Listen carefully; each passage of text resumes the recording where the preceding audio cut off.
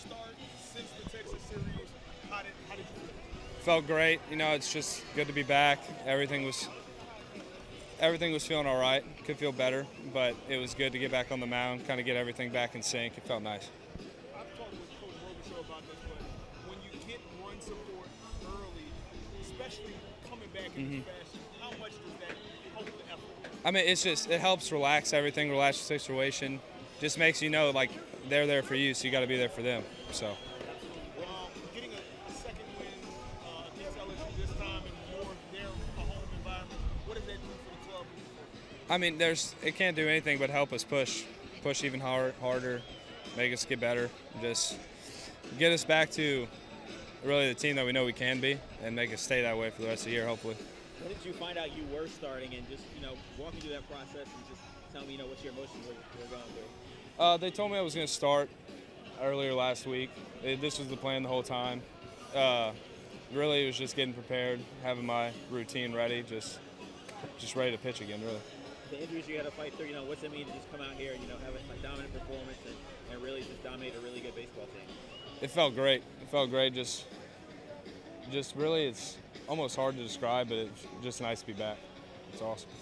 And then what's next for you? Where do you see yourself fitting in the rotation? I know it's not your decision, but I'm not sure yet. I'm gonna have to have the talks with the coaches, and we'll just figure that out down the road. Not sure, not this time. Another victory against LSU this time and more in their home environment. What does that do for the club, getting 2 wins against a quality opponents? Well, that's what the schedule was designed for, is to try to help our RPI, try to play good, try to get some wins off some good baseball teams. Ever since opening day, we started with Texas and then kept on moving. But I think all the weathering, from playing Texas 3 on the road and then going to Minute Maid and playing Mississippi State and Vanderbilt, when you start to Kentucky, even though Austin Perrin, he pitched well in Kentucky, but they got him after 5 1/3. But all of that helps him in here tonight. So, Hogan got us off to a great start with that velocity. We're able to come back from behind him with 2 left-handed changeup guys, and then back to velocity with Stokey. But we turned some key double plays. That was real important because we were only throwing Stokey 1 inning. So Batty had to get us out of that inning, and that double play really helped us get to Stokey.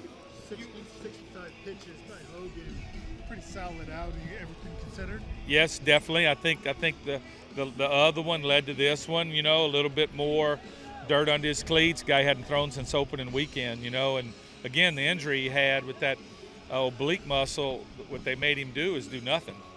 So, you're not bullpenning. It's not like you have something hurt that you can be bullpenning in. You completely shut down. He was completely shut down, but he had the opportunity to come back tonight in a tough venue and perform really well. So you got to give him a lot of credit for that. Just like last week, the team gets runs early.